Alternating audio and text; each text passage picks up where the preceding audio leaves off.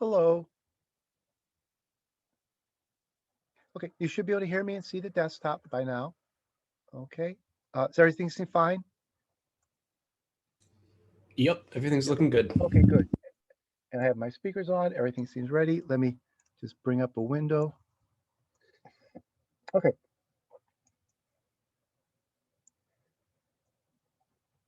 Okay. Today we're going to start looking at the ML programming language. Okay. And I'm going to, you had a homework assignment due last week. There will be a homework assignment up there pretty soon using ML. So look for a homework assignment about ML in the next day or two. So we're going to introduce it today, and then we'll have a first programming assignment about it. Okay, now this is the reading. This is a summary of the chapter from the book. A first look at ML. We're going to kind of go through the ideas in here. That was what I forget what chapter. Oh, chapter 5 in the book. Okay. Now, before we can do that, though, I want to show you what to do to get ML on your computer. Okay. So here's a link to a version of ML that you can download. If you just click on that link, it downloads an installer. Now I've already installed it on my computer, so I'm not going to run the installer. But you just double click on that, and it should install fine. I'm not. Has anybody played around with it yet? Are there any people who've got this thing working on their computer? Maybe it's a little bit different than languages you're used to. So I'm not sure if anybody would even well, you should be able to get if you read the book carefully, you might be able to get started, but I think it's a little bit tricky. So I think seeing it is going to help you get started. If we I show you a little bit about how the best way to use it. Okay, so you should be able to just run that installer and it'll install it on your computer. If you've got a Mac, you need to send me. Most people have Windows, so I didn't create instructions for a Mac and all that. If you have a Macintosh and you want, I can show you where to get the installer for the Mac. Okay. In fact, I think it's on the.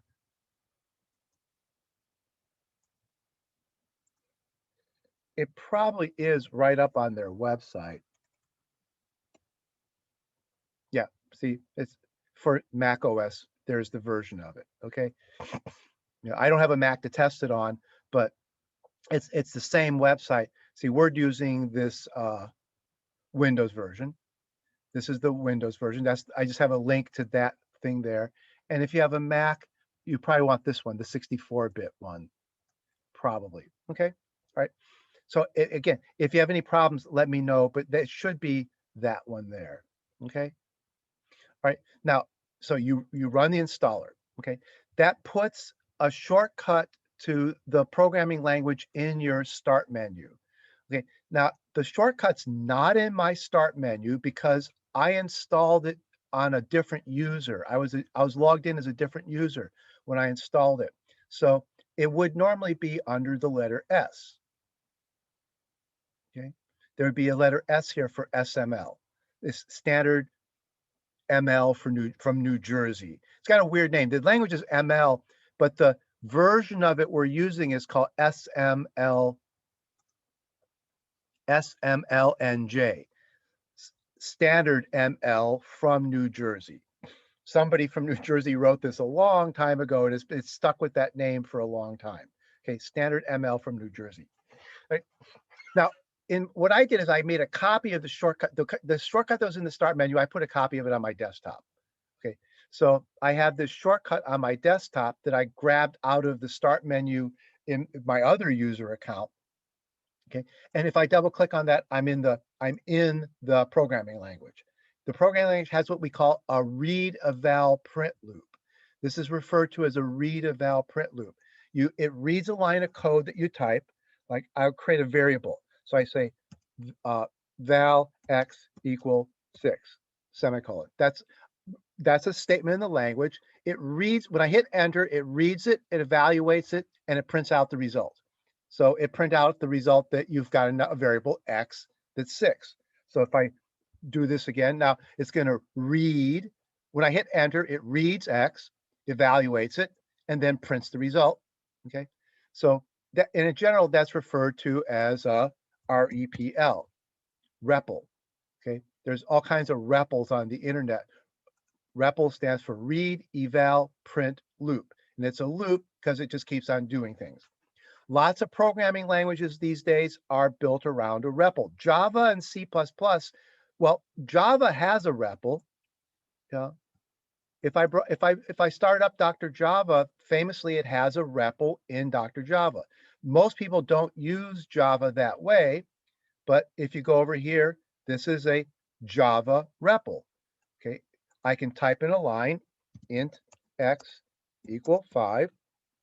Okay, I don't need the semicolon in the REPL in Java. Okay, there wasn't anything to print in that because there wasn't a value to that. But if I type x, then it does the print. See, Java, it does a read, eval, print, but not everything in Java is an expression. Expressions have values. Things that aren't expressions don't have values. So a declaration, this is one of the things we're going to see a lot as we talk about a distinction between expressions and statements. In Java, a declaration is not an expression, so it doesn't express a value. Okay, it just does something. It lets y be x. But if I do x plus y, that's an expression, so I get a result. Okay, if I do system.out.println, this is confusing. If you notice that the 12 there and the 12 there are not the same thing. This was the 12 from the read, eval, print loop. This was the output printed by println, and println doesn't have a value. So the print didn't come from the read, eval, print loop. This output came from println. Subtle difference, and you can see there's a slight difference in the color there. When I say x plus y, the REPL read x plus y, evaluated it to 12, and printed the result. When I do this, the REPL read that whole line, evaluated it. When it evaluated it, the evaluation printed 12. Then there was no value to this thing. There was an output from it, but not a value. And so I actually get a different color output. Okay, that color output's the same as if I did this.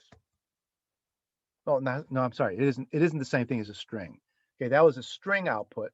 I can't remember. See, it's got a slight, this is a light color. This is a slightly darker green. It's not string. It's just, well, I guess it's the result of println. They give it a different looking output. Okay. There are expressions and Java has expressions and statements. We'll see that ML doesn't. ML only has expressions. Everything in ML has a value. Everything you do has a value to it.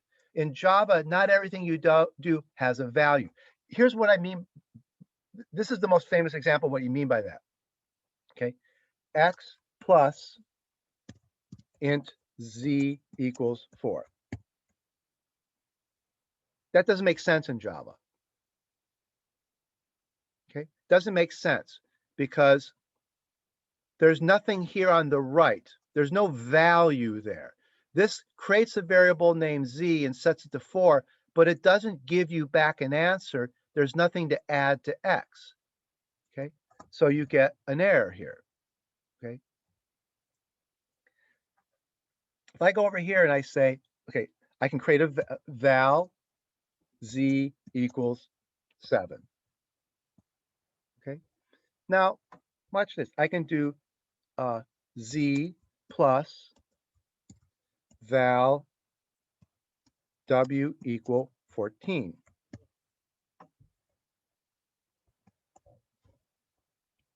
Oh, let's see.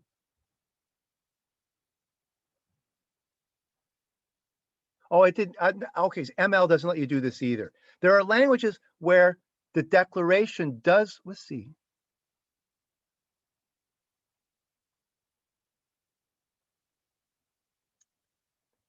Thought that would work. Did I type something wrong?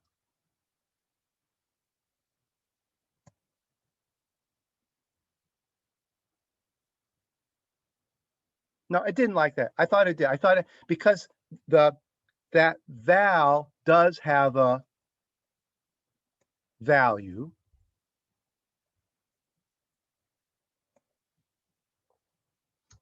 See, it gave me back the value 14, which is an integer. So I thought you could add that 14 to the another, but it didn't let us do it. There are languages where a declaration does give you back a value and you can add it to something.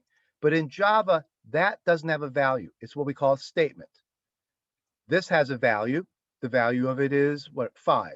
But you can't add 5 to nothing. There's nothing there. Okay? So that's why when I type int, say, Bob equals 4, I don't get a result because there's no value to that thing. That thing did not produce a result. Another example, something like that, is an if statement. If you say if true 4, else 5,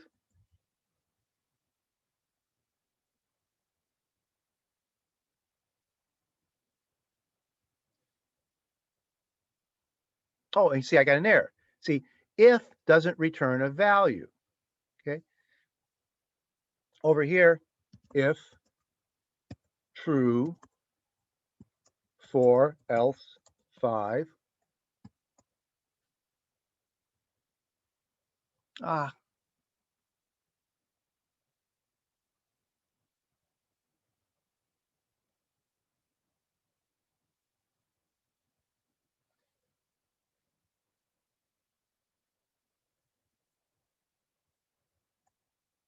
okay. I'm mixing up the syntax of the language already. Okay, I thought that was the right syntax. If statements have a value in this language.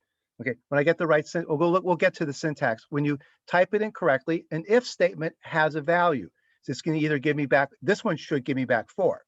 It should give me back the value 4 because if it should return 4 when, maybe I don't need the parentheses. I don't even remember.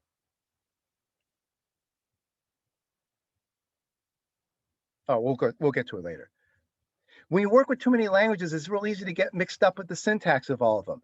You know, you have an if statement in Java and you have an if statement in ML, and it's real easy to get get mixed up with them. I haven't been using ML for a little while, so now I'm forgetting the exact syntax of the language. So as we go through, we'll review all the syntaxes and we'll get the if statement. Like some languages, you put parentheses, or in some languages you need a parentheses there, and some languages you don't need a pair of parentheses there.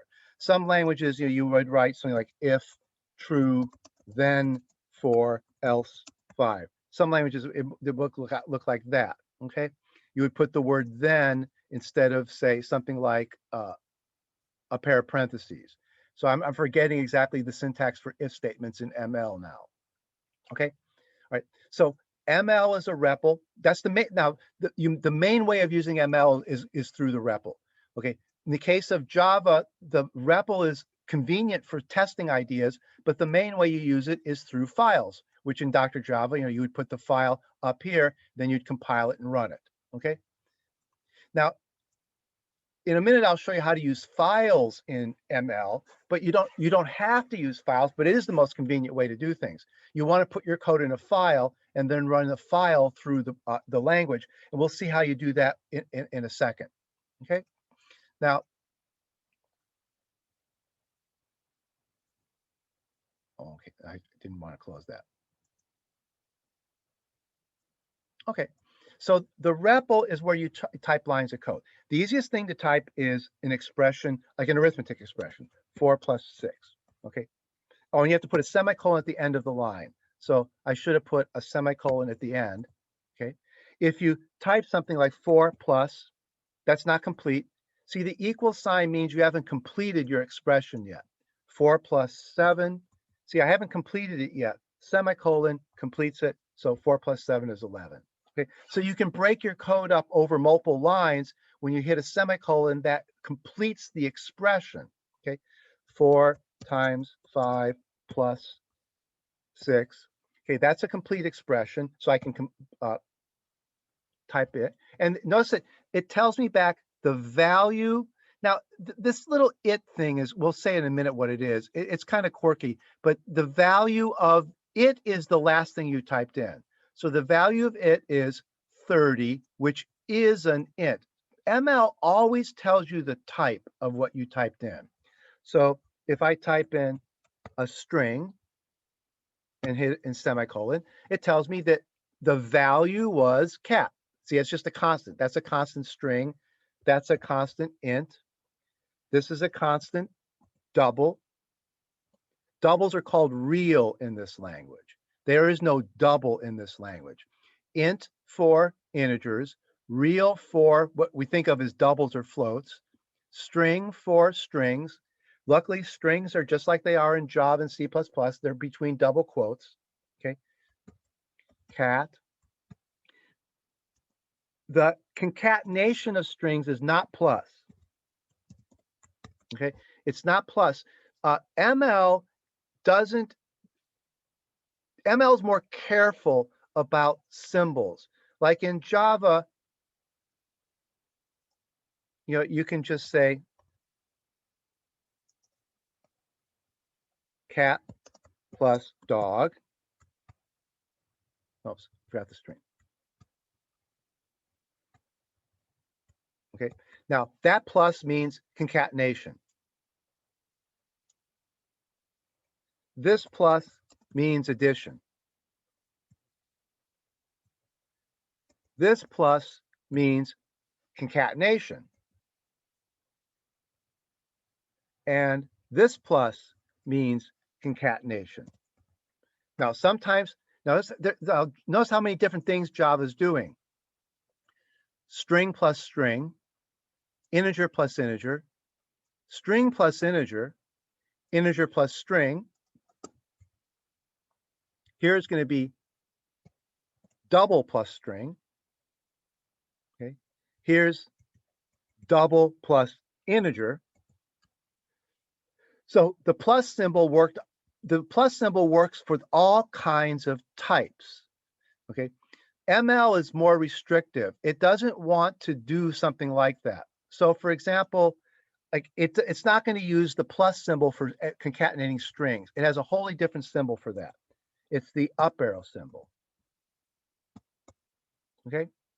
Right. So first of all, it uses a completely different symbol for concatenating strings. It doesn't overload the plus symbol like this does. Okay. Now it does overload the plus symbol. 4 plus 5 and 4.0 plus 5.0. Okay. This was plus 2 integers, gives me an int. This is plus 2 reals, give me a real. Okay, so that says plus is overloaded. But watch this, 4 plus 5.0, error. ML won't even overload integer plus real.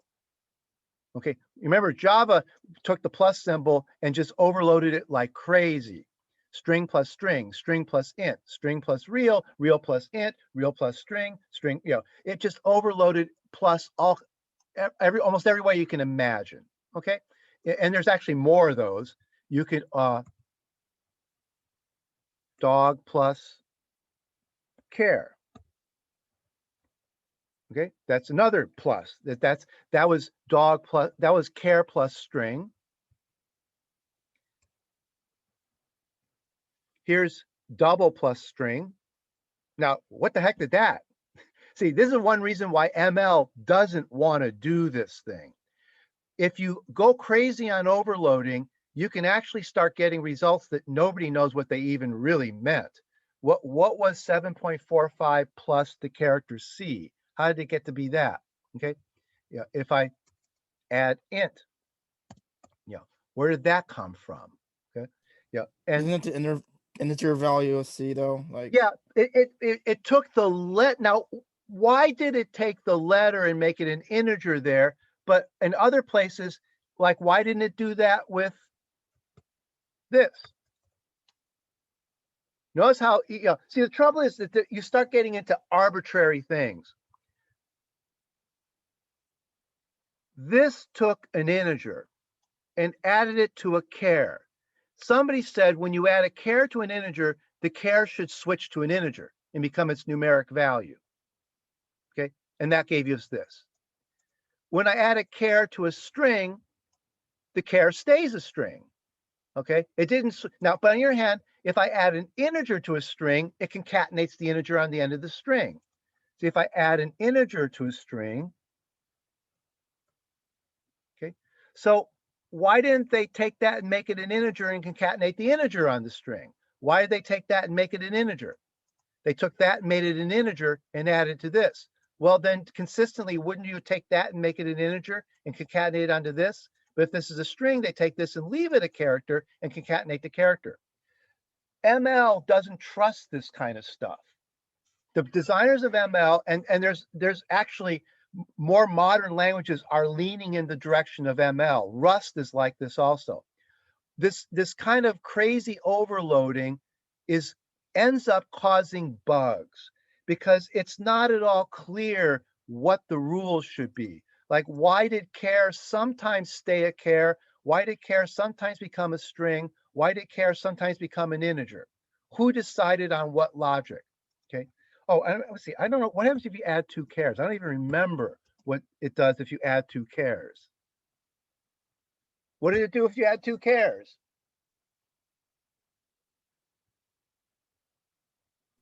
Adds the two integer values for the Yeah, but char. why didn't it concatenate them into a string? Am I the only one who thinks that, well, adding two chars should have been the string AC? But instead of, see, they made arbitrary, weird choices of what to do for the overloading. Okay, the plus symbol can have almost anything on either side of it. You can have on the left, you could have a string, a char, an int, or a double. And on the right, you can have a char, a string, an int, or a double. But then it makes weird choices about what to do, how to convert them. Okay. And the language that does this the most is JavaScript. JavaScript is famously, or I should say infamous, for doing all kinds of weird conversions to overload things like plus. Java doesn't do as much as JavaScript does, but it still does some weird choices. Like, it would be real reasonable to expect that to give you the string AC. Okay. ML is way more restrictive about these things. It won't even add an int to a double. Okay. It won't add an int to a double. Or here's a double plus an int. It won't add them. The addition adds two ints or two doubles. That's it. Two ints. That's the only overloading. Two ints or two doubles. Okay. And then for strings, you have a different operator. Now, here's another example of overloading. In Java, whoops. Okay. 5 minus 6, you know what that is. Okay, that's subtraction. Okay. On your hand, that's not subtraction, that's negation. That's the number 6 negated. Okay. Now, on your TI calculator, there's two different symbols for that. If you remember your TI calculator, there's one symbol for subtraction and one symbol for negation. ML does that. They have a different symbol for negation than for subtraction. So there's here's subtraction, 4 minus 5. Okay, notice see, -1 is written with a little tilde symbol. If I want a negative number, I don't write -34. I get an error if I write -34. Okay, -1. The negation operation is not the minus sign. It's this little tilde character in the upper left-hand corner. Okay, because ML takes the point of view that every operator, it tries to have a symbol for every different real operator. Like, concatenating strings to them is really different than adding numbers. Adding doubles and adding reals to them, okay, they're willing to give you the same symbol for that. So 3 plus 4 and 3.0 plus 4.0, they're willing to let you use the same symbol for that. Okay, so 3 plus 4 is doubles, and 3 plus 4 is ints. Oops. Same symbol. But like the TI calculator, for example, they didn't think the subtraction and negation should have the same symbol. And they didn't think that concatenation and addition should have the same symbol. Okay. And in ML, okay, cat, concatenate with dog. Okay, concatenation. I keep forgetting the semicolon. Okay, cat, dog. Now, what about cat concatenated with 8? Won't do that. See? Yeah. On the other hand, I can tell it to convert 8 to a string. No, that wasn't the right one. Yeah, forgetting. There's a way you have to explicitly tell them to convert 8 to a string if you want to concatenate it to the word cat. And I thought it was just you put string in front. Now that's not it. I have to look in the textbook.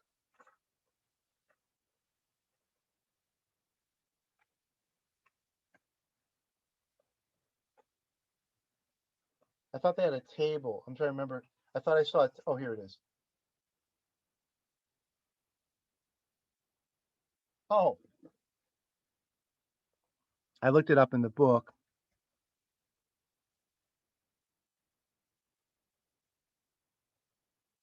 I thought I just looked it up.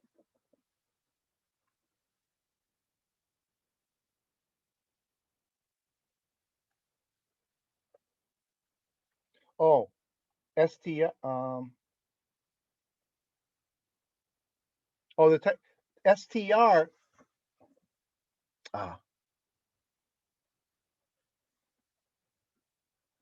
STR converts characters to strings, not numbers to strings. ML is very picky. So STR would convert a character. Now, how do you type a character? Characters are kind of funny in this language. Like in Java, a character is single quotes. Okay. So you can say cat, oops, cat plus S. That puts this letter S at the end of cats. But that converted the letter S to a string and then concatenated it. In ML, strings are like this, but letters are not like this. See, that's not a letter. Okay. It's got a very weird notation for characters. £, quote, letter, quote. See, that's a char. Okay. If I want to take cat and I want to append to it the letter S, I would say, well, I can't just say, okay, £, quote, S, quote. That's a character. Okay. But it's not going to allow me that because it won't concatenate a string with a letter. But then I can say STR to convert the letter. This should work. So that's a string. That's the concatenation operator. Concatenation operator expects a string on both sides. That is a character, and then this function should convert the character to a string, and I get cats. Okay, so the language is much more picky. And sometimes this gets annoying when you're learning, because Java was meant to be kind of, there's a balance between ease of use, like Java, like plus is overloaded like crazy. Makes it seem like it's easier. But then when you get some nightmarish bug because it did a conversion that you just didn't realize it was going to do that conversion, the bug can be really hard to find. Okay. If you have a plus somewhere and it's actually doing something different than what you thought it did, you can end up with, and this happens a lot in JavaScript and in Python, you get very hard to track down bugs because an operator like plus just willy-nilly started converting things. ML and a lot of other modern languages have taken the point that you should be very explicit about everything you want done. If you want to append a character to the end of a string, you should have to say very carefully that you're starting with a character and converting it to a string and then adding it on to the end of this other string. Okay, so the language is way pickier about things. So for example, if I want to add 5.1 to 4, I can do that, but I have to say real 4. Okay. Notice I have to tell it that now it would have been a lot easier probably just to type 4.0. But here's where that matters. Suppose I have val x equals 4. Okay. Now I want to add 5.1 to x. Well, I can't. And I can't do 4x.0. That doesn't make sense. Now I have to say, but I want to cast x to a real. Okay. So I can do that. So ML makes you, now we call these casts in C, and you do it with a special notation. In ML, you use a function, special function to say convert from int to real. Okay, so you have to be explicit. You have to be very, the language makes you be much more explicit. There's much less overloading and more explicit conversion in the language, which trips up people who are starting, because it looks like it makes the language look like it's messy or hard to use, but it's actually in the long run saving you from very subtle bugs. So in the short term, it's messier. In the long term, it's better. And ML was one of the languages that kind of pioneered this idea of making you be much more explicit. And as ML is an older language, it's from quite a while ago, but modern languages like Rust, which is a very new language, it's taken that same point of view. Rust makes you very explicitly convert from one thing to another. It won't add an int to a double. Rust will not add 4 with 5.1. It won't do that either. You've got to say convert 4 to a real. Okay. All right. So we've got right now we have 4 kinds of data types. We have int, real,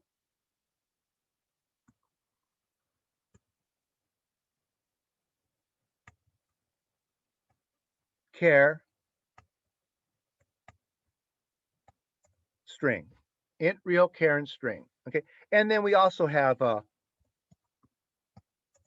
bool, but there's only 2 values for bool, true and false.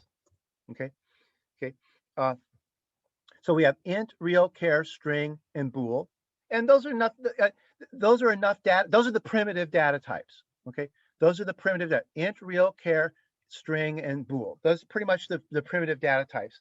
And you have to be a little bit careful when you play around with them. Like they don't get they don't get converted from one to the other as easily as they do in Java.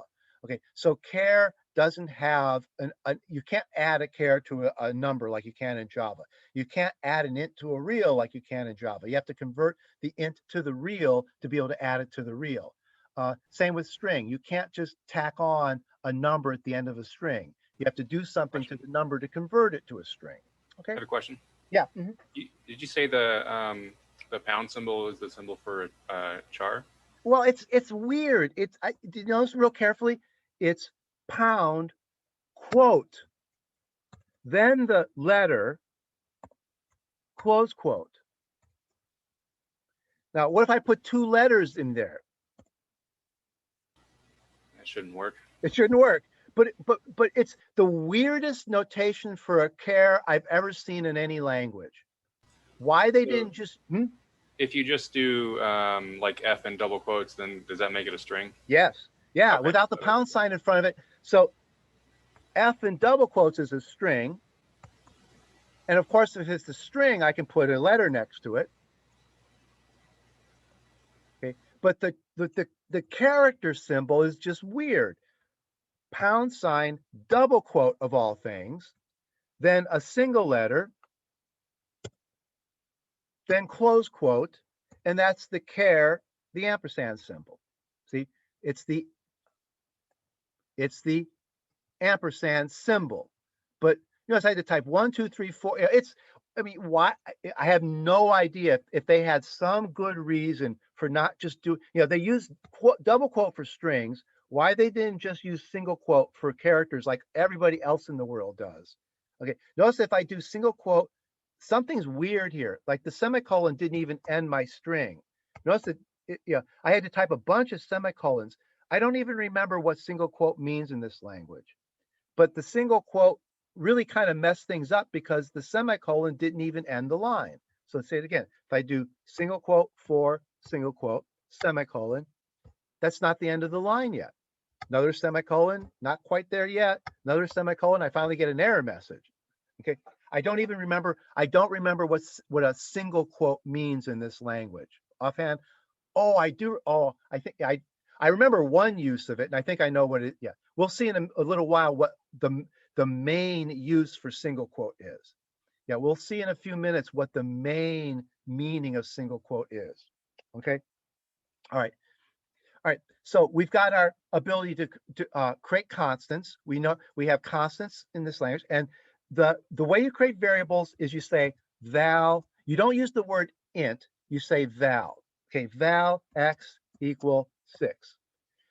Okay, notice that I'm creating an integer variable. Val y equal 6.3. That created a real variable. Val w equal dog. Notice I've created 3 variables. X is an integer variable. Y is a real variable. What was the other one? W is a string variable, but I use the same letter, val. I didn't say int x or double or real x. ML has a feature called type inference. ML is a very special language. It invented this idea, and it's now becoming ubiquitous in modern programming. In type inference, you don't say what the type is. The programming language figures it out for you. Okay, so you just say val. The val is short for the word value. I'm going to store a value in the variable x2. And the value I'm going to store in the variable x2 is 34.5. ML figures out that that's now a real variable. Okay, it figures that out. It figures out that it's a real variable. That's called type inference. As we go along, we'll see more and more sophisticated uses of it here. But what ML did is it looked at the value here and said, okay, then the type of that variable matches the type of the value. Okay, which kind of makes sense. I mean, in Java, you have to say, in Java, you say int x equal 4, and the int's kind of redundant. In a way, it's kind of redundant. Oh, but Java can let you do this. Then there's a variable x. Yeah, but it defaults to a certain value for you.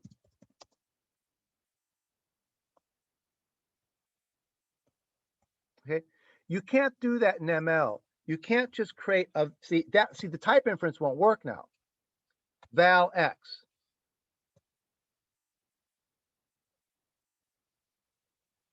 See, eventually I have to do enough semicolons. I get an error. Val x didn't make any sense to it. That's here in Java, if I say int SSS, okay, it's an int value and it gives it the default value of 0. If I say double D2, what's D2? Well, it's a double, it gets the default value 0.0. Over here, I can't have a default value. Since I use the keyword val, if I create a variable D2, without a value, it doesn't know what type it is. And a variable has to have a type, so this is a mistake because you didn't give the variable a value, so it can't figure out what type it is. And you can't say what type, there is no such thing as int D2 or real D2. You never declare a type like that, okay? Now there is there is a thing, there is a long notation. You can say val D2 colon real equals 5.2, but then that's redundant. That's a legitimate thing to say. This is saying I have a value named D2 that's going to be a real, and then I gave it the value that's a real. This is actually completely redundant. It's allowed, you can type it in there if you want, but it's redundant.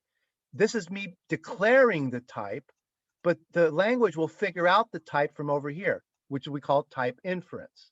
Okay, and see, it said, well, 5.4 is a real number. So D2 has the value 5.4, which is real. Okay, so you don't have a notation like this you don't have a notation like that. Variables are declared using the val keyword. Val stands for value, but then you can create a variable name like R1. If you want, you can say R1 is a real, but watch this. If I say 5, I'll get an error message. Why would I get an error message?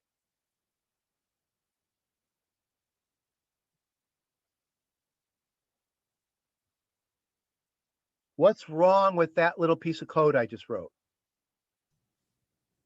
You don't have the point and whatever goes after that. Right. So what's on the right-hand side of the equal sign? An integer. An int. Right. But I said that the variable I'm declaring is a real, and it'll say, you declared it as real, but then you gave me an int. Now, if I delete this, what's it doing now?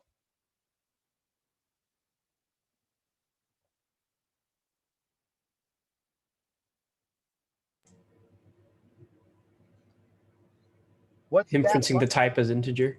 Now it's inferring that the type is integer, because so you're allowed to say what the type should be, but then the type you declare has to match the type you give it. So I can say that makes sense. Okay, but if I say, okay, I'm saying that R1 is a string and I'm giving it the number 5, and it's going to complain. Okay. On the other hand, if I do this, it is a string, but it inferred it from the right-hand side. Whenever you declare a variable in ML, like in most modern languages, you cannot do this, declare a variable without giving it a value. Okay. Java, since you say what the type is, it can pick a default value for you. Okay. It'll pick the default value for you because it knows what the type is. Okay. In ML, you don't declare the type. Well, you're not required to declare a type. So the syntax is, you're declaring a variable. You use the word val to declare a variable. You say the name of the variable. If you want, you can specify what type it has, but that's optional. You have to give it a value. And if you declare the type, you have to make sure the value matches the type. If you didn't declare the type, you can put any value you want here, and then the type of the variable matches the type of the value.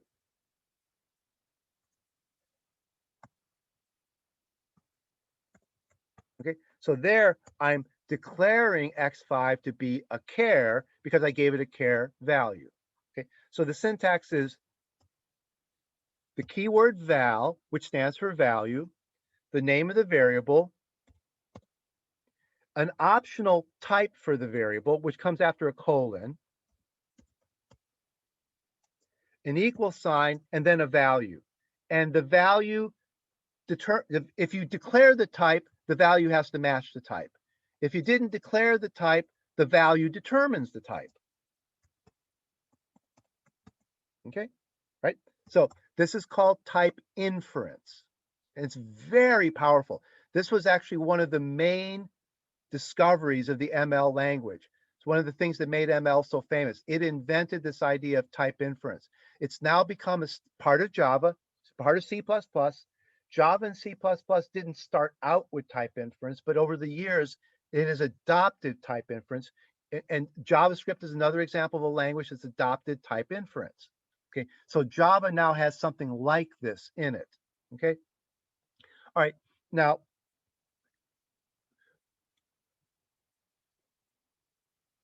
here's a more complicated kind of type. Now in Java, once you learn about simple variables, you usually switch to something like arrays. So your arrays let you do things like have a bunch of values. So int a1 equal, so I can have a bunch of values in one variable. Okay, so arrays let you store lots of values in a single variable. Okay, ML doesn't have arrays. It has two things that are similar to arrays, but it's probably not a good idea to even think of them as arrays. It has something called tuples and something called lists.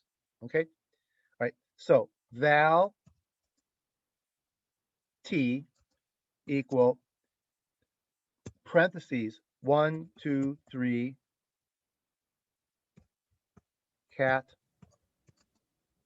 Are these like the tuples in Python, like where Yes. they Yeah, they're very are similar. constant? Yeah, they are the same thing as the tuples in Python and JavaScript. This is where they came from. The idea of tuples came from ML. Okay, this is something called a tuple. Now notice it's a tuple of int, string, string. There's the type of that tuple. It holds 1, 2, 3, 4, 5 things, and the types were int, string, string. Now, why is that not an array? You can't change it. No, The array has one type. arrays only have one type. So it's definitely not an array because arrays only have one type. See, an array, I can't go back here and see an array has to be an array of int or an array of string. So you can't mix up what's inside here because you say it's an array of int. Tuples, every element of a tuple can be a different thing. So a tuple can be, here's my second tuple, T2. Here's a tuple that is an int and a double and a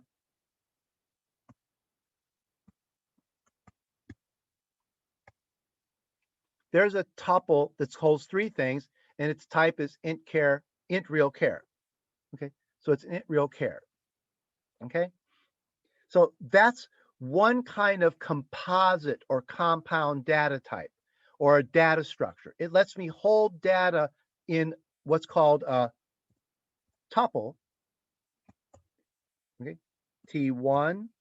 See, oh, let's see, what did I call it? I called the first one, oh, just T. See, there's my variable T. It holds a bunch of things. It holds 5 things. My variable T2 holds a bunch of things. Just like over here, my variable A1 holds a bunch of things. It holds all the data in the array. Okay, so tuples are one kind of compound or composite data type in ML. The other one's list. Okay, list would look like this.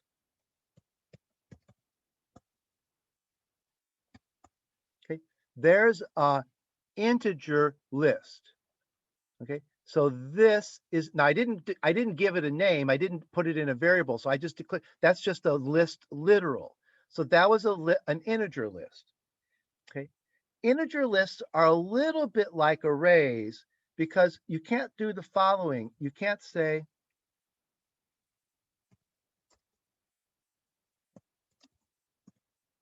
this is not going to work because it wasn't uniform type. It was int, double int. Okay. It didn't like the fact that I changed the type as I was going along. Int, double int. Lists are somewhat similar to arrays in that they have to be uniform in type. Okay. So I have to have all the same type in a list. Okay. That's an integer list. So it's a little bit like an array. See, in Java, I have an integer array. Okay.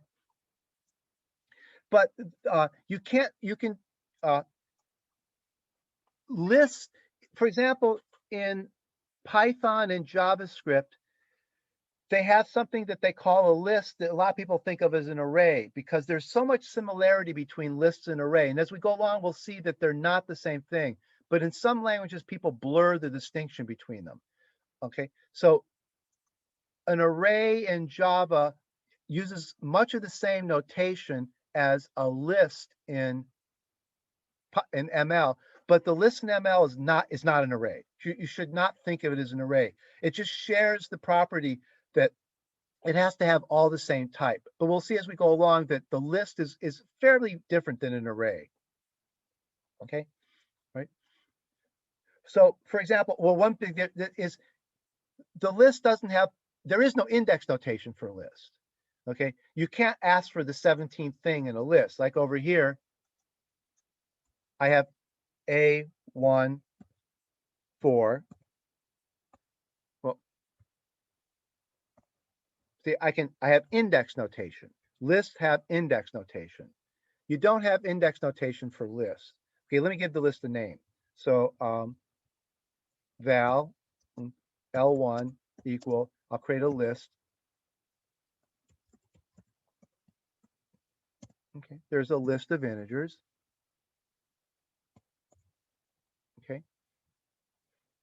all right, and I don't have, it's like L1, 3.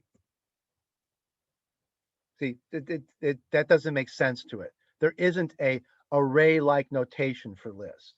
Okay, I can ask for the first item in the list. This is essentially more like a linked list.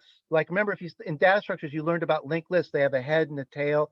So I can ask for the head of my L1, and I get back 3.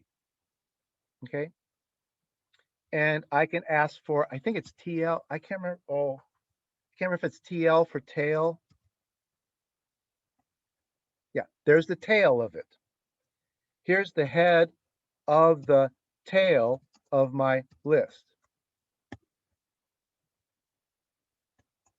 See, that's the 2. Now, notice that remember, here's my list. Here's my list. To get at the 2, it is the first thing in the rest of the list after remove the list first thing. So it's the first thing in, pardon me? So they consider the tail is the rest of the list? Yes. Yeah. Some languages call rest. So the list essentially comes in 2 pieces. The list comes, I keep forgetting this. The list comes in 2 pieces. There's the head of the list and there's the tail of the list. Oh, let's see. There's the head of the list, L1. Okay. And there's the tail of the list. Okay. Comes in 2 pieces. You know, so you don't, and then if you want, for example, to get to the number 5, the number 5 is a little bit hard to get to. The number 5 is the head of the tail of the tail of the list. See? Now, see, lists are not arrays. You know, they don't have this random access ability that arrays have. You can't just ask for the 3rd item in like you can't, here you can just ask for the 3rd item in the list, okay? 0, 1, 2, 3rd item in the list. Here, to get the 3rd item in the list, I had to take the tail of the list and then the head of the tail of the list, okay? We'll learn some shortcuts for doing these things, but this is one of the, so this is the other data type for holding lots of things. So L1 is a list of integers, okay? So it holds a lot of things. Like arrays, lists have uniform type, but unlike arrays, they don't have a random access ability. They're more like the linked lists you learned in data structures. Like, you know, if you want the 17th item in a linked list, you have to follow the links from the 1st item to the 2nd item to the 3rd item to the 4th item. And that's kind of what we did up here when we did this. You know, that followed the 1st link to the 2nd item. Then that thing followed another link to the 3rd item. And then this gave us the head of it, which is the 3rd item. So in a sense, we're kind of following the links in a linked list. Okay. So the list in ML, you shouldn't think of it as an array. It looks like an array, but it really, the best way to think of it is like linked list, like you learned in data structures. Okay, it's got a first item, and then it's got everything after the first item. The first item is called the head of the list. Everything after the first item is called the tail of the list. The tail of the list is not the last item in the list. In some languages, the tail of the list would be the 8. In this language, the tail is everything after the first item. So that is the tail. What some languages call the rest of the list. This is the head of the list, and this is the rest of the list. But ML says this is the head of the list, and this is the tail of the list. Okay, tuples don't have a head and a tail. Tuples don't have that. Tuples are just a bunch of things grouped together. Tuples don't have a head and a tail or anything like that. Okay.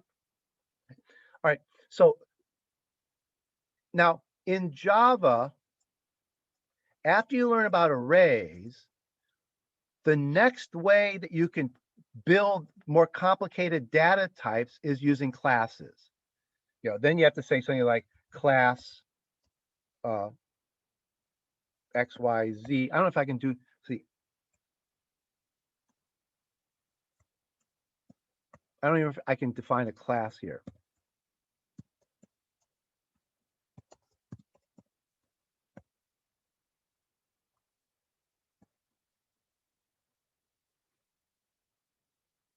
Now in the REPL, I can't declare a class. I thought in this particular rep, unless I'm doing something, oh, let's see. Oh, maybe I need a sum. Maybe. Yeah, there. See, I just defined a class. Okay. So now I can say X, Y, Z. I'll call the variable C4 equals new X, Y, Z. What's C4? Okay, well, I didn't give it a toString, so I can't really print it out, but I can say C4.x is 0, C4.y is 0, C4.x set it equal to 56, C4.y set it equal to 100. Okay, C4.x is now 56, and I can create another object of this type. See, this is our other way of creating compound data types.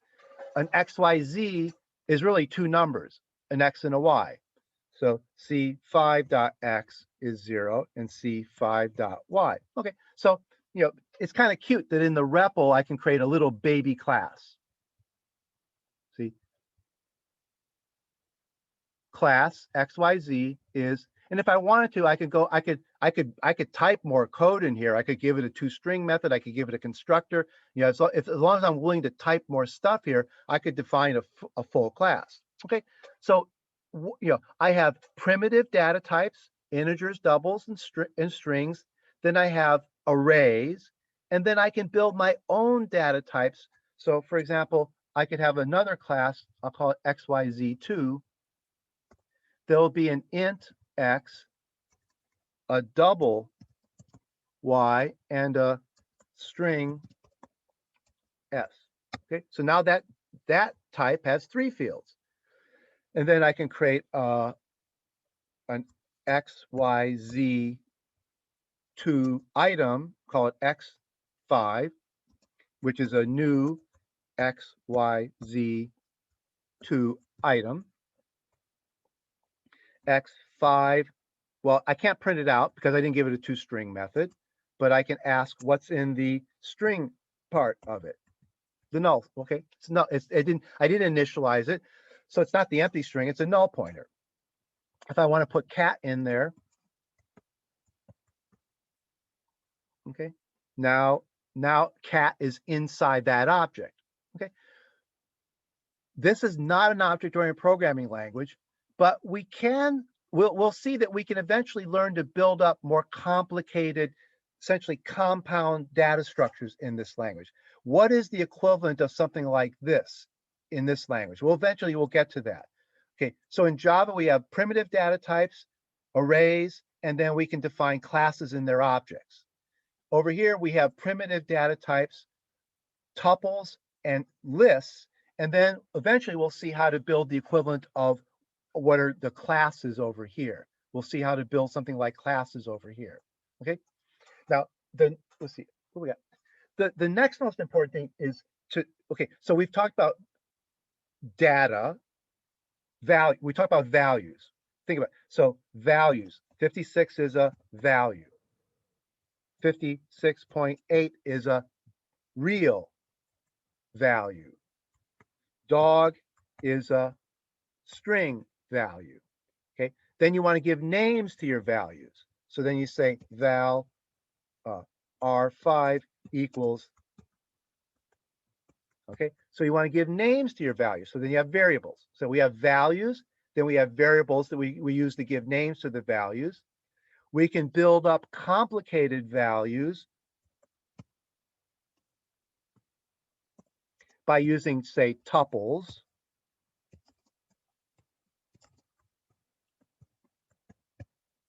Okay, there's a complicated data, or lists. Okay, so we have values, we have variables, and then we can create more complex. If I want a list, it's got to be all the same type. Okay, integer list, int real string tuple, integer list, string variable. Okay, so this variable is of type string, so it's a simple type. This variable is of type real, it's a simple type. This variable is of type integer list, so it's a more complex type. Okay, so after we've got values, variables, and an introduction to some compound types, next thing to talk about is our functions. How do we define functions to take in input and give us back output?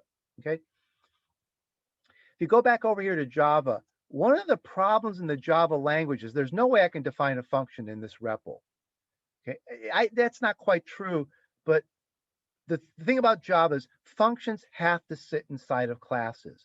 So if I want to define a function in this REPL, I have to do something really crazy. So here's how I define a function in the REPL. I would say something like class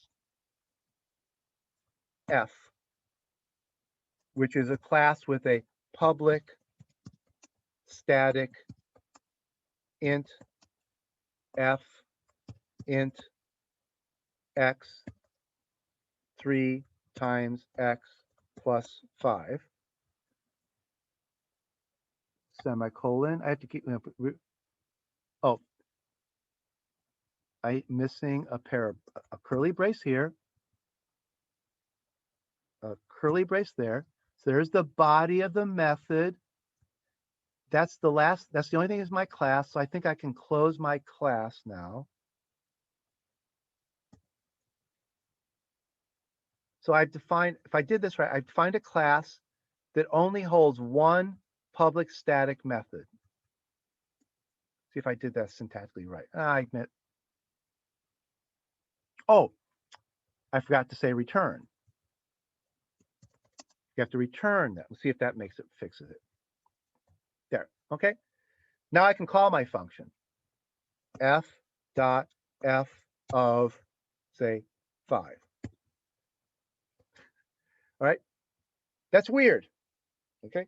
But I created, the only way you can have a function in Java is the function has to actually sit inside of some class.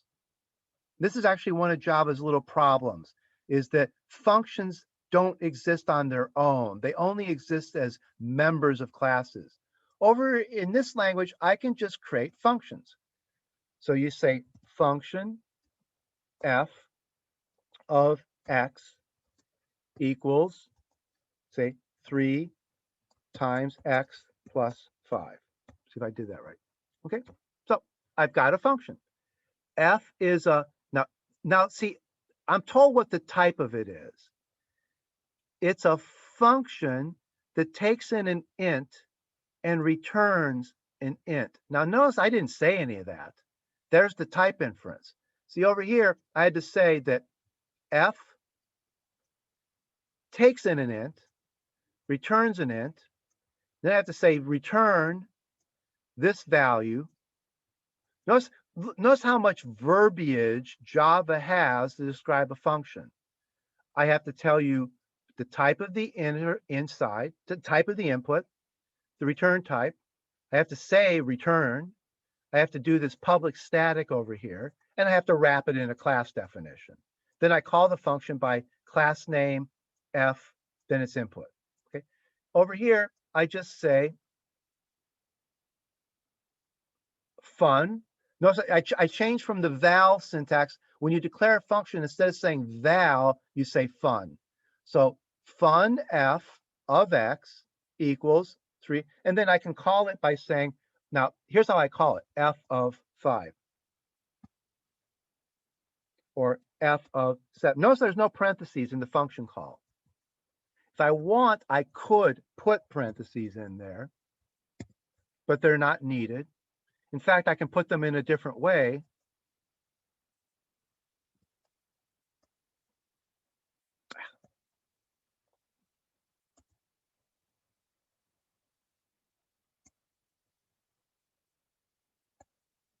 Notice that this, and this all meant the same thing. F of 7. 7 is the input. 3 times 7 is 21 plus 5 gives you 26. That's f of 7. That's f of 7. That's f of 7 also. Okay. The right syntax is actually this one. That's actually the right syntax. Okay. This is misleading. It's not wrong, but it's a little bit misleading. And there'll be times when we have to use this syntax, and there'll be times when we have to use this syntax. This is the preferred syntax. You just type the name of the function and the input with space between them, no parentheses. That's the preferred notation for function calls, but these two other notations are sometimes needed for grouping reasons, okay? So notice how my function definition, though, is real simple. I just say function. Notice I don't say what the return type is. I don't say what the input is. How did ML know that the type of this function, see if I just say f, ask ML, what's f? ML tells me that f is a function from int to int. How did it figure that out? Well, what it did is it looked at the value you gave it. You said that f is going to take its input and multiply it by an integer. Well, what can you multiply by an integer? Only another integer.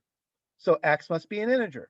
See, this is the logic. This is what type in. See, over here, if you think about it, this is redundant in a way, because what do you multiply by 3? Integers. So that guy must be an integer. Then if you multiply x by 3 and add 5, what result do you get? You certainly don't get a string back, you get an integer back. So in a sense, that's redundant. The ML people realized that this stuff was mostly redundant, and they wrote algorithms for the compiler to figure these things out automatically, which we now call type inference. ML said, what you do, you took x and you multiplied it by 3. Since 3 is an int, x can't be a real and it can't be a string, so x must be an int. Then 3 times int gives you an int, and then you add another int. So the return type is int. So the input was int and the return type was int. Okay. Now, let me define a new function g.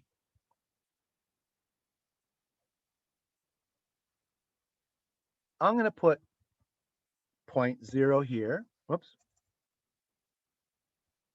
Okay. Now, if I hit enter, I'm going to get an error message. Does anybody see why would I get an error message? It's not going to like the way I'm using types. 3 is an integer and 5.0 is a real. Yeah, and they won't overload plus. Plus was like, Yeah. we said earlier, plus can only add 2 ints or add 2 reals. So this is not going to make sense. But if I do this, now my function is a function from real to real. Okay. They figured out that, well, what's x? you're going to multiply it by 3.0. Well, the only thing you can multiply by 3.0 is a real. So then x times real is real. You add another real to it, so the answer is real. So the input is real and the output is real. Okay, so the type inference figured that stuff out for me. So this is a function from real to real, and that's a function from int to int. The word int never appears in there. The word real never appeared in here. Type inference. Now, what you have to do is you have to compare this to languages like Python and JavaScript. Okay, in JavaScript, I'll bring up a JavaScript.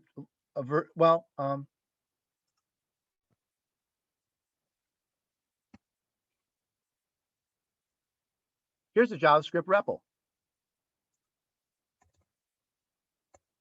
Oh, why isn't it working?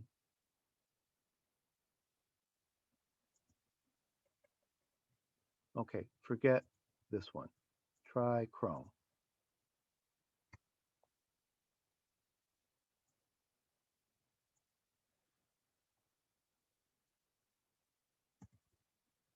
Oh, you have to type. Oh, the REPL doesn't respond unless you type something. So if I hit enter, the REPL's, like over here, if you hit blank line, see the REPL just gives you blank lines. I didn't realize that this REPL won't give you blank lines. Okay, this is a REPL. See, this is a JavaScript REPL. It's built into your browser. So 44 plus 34. Okay. Okay. Notice that here there's overloading. Weirdly overloading. I added an integer to a double and I got back a integer. That doesn't even make sense. So 44.5 plus 44.0. See, I got a double. Let's see if I still got a double. Okay, got an int. Okay, there's weird. What if I add a string here? Notice how the REPL is guessing ahead of time. See how the REPL is guessing ahead of time what the output's going to be. So like Java, it overloads like crazy. Okay.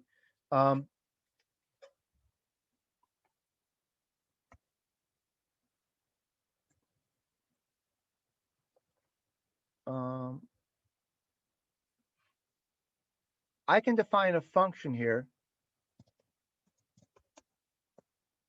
See if I remember the notation.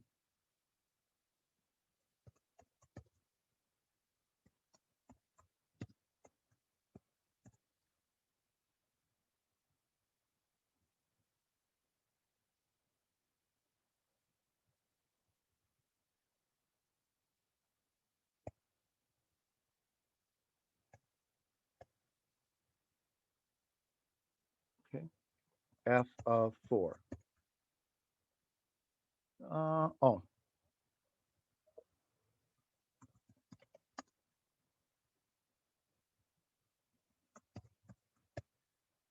16.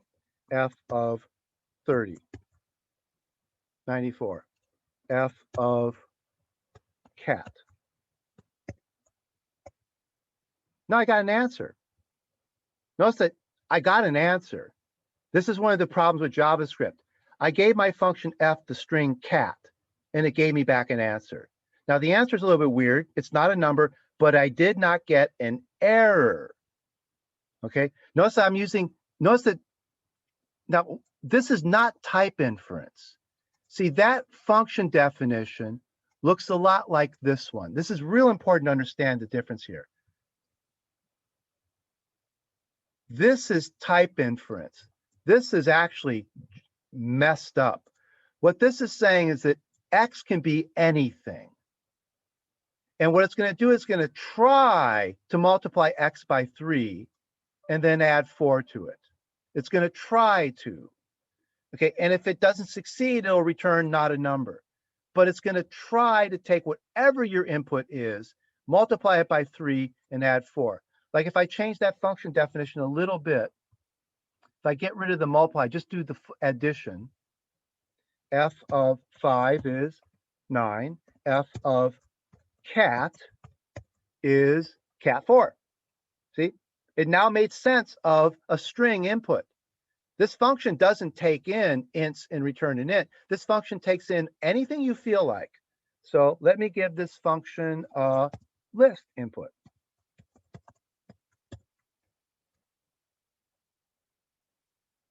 Look at the output. Does that make any sense?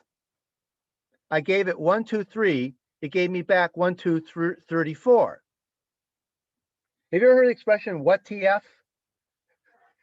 JavaScript made this famous. What did it do there? What did it think it was doing? What it did there was it added 4 to the last element of the list. Yeah. Okay. This is not type inference. This is just saying your function takes an input, and what it does is it tries to add 4 to whatever the input is.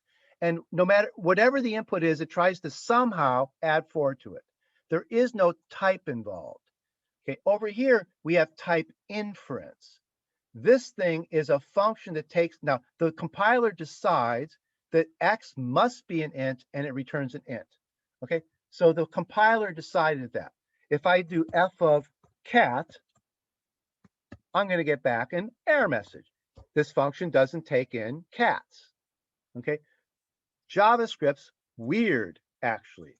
JavaScript has no types, really. This is not type inference. This is just saying f takes an input and it adds 4 to that input. Okay. In Java land, we would have to say what the type of the input is and what the return type is. We have to explicitly say it. In Python, you don't say anything about types, and there are no types. In ML, you don't have to say what the types are. ML figures them out for you. That's type inference. And one of the big things to do is to figure out the difference between these 3 kinds of languages.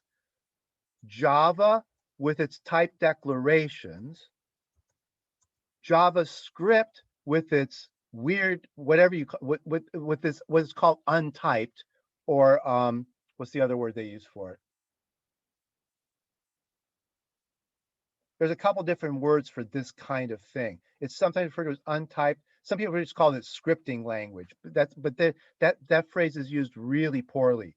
Essentially, it's an untyped function, and this is type inference. But see, the syntax looks a lot like this one.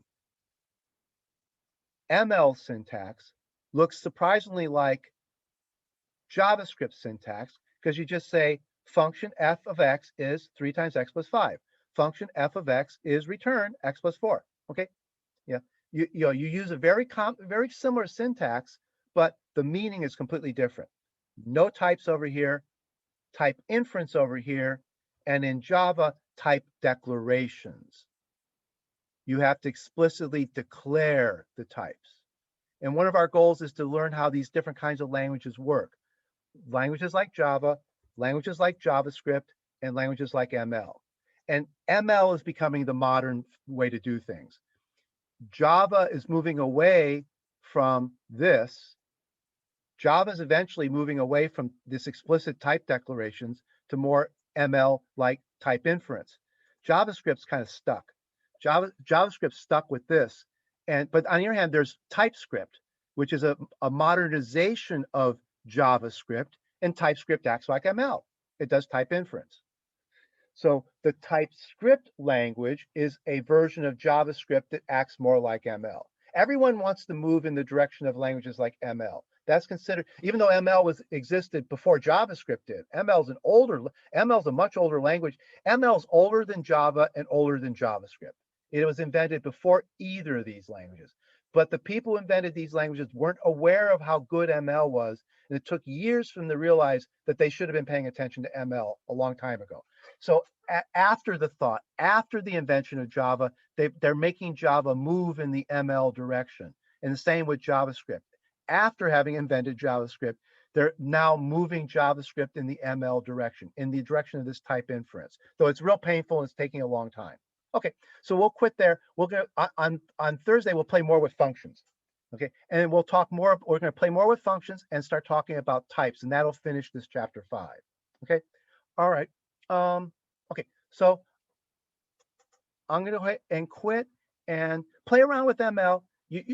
Remember, install it. It should be in your start menu. Bring up the REPL, and then just start playing with examples from the book. Type any examples in the book, type it in, and make sure that you see it work. And try playing around with the examples and make changes to them. Okay. Okay. I don't know if I can save this. I probably can. I don't know. I don't even. It doesn't look like I can even. Oh, there. Okay. I'll probably save this and put it up on the internet. I'll put it on the website so you can see a history of what we did.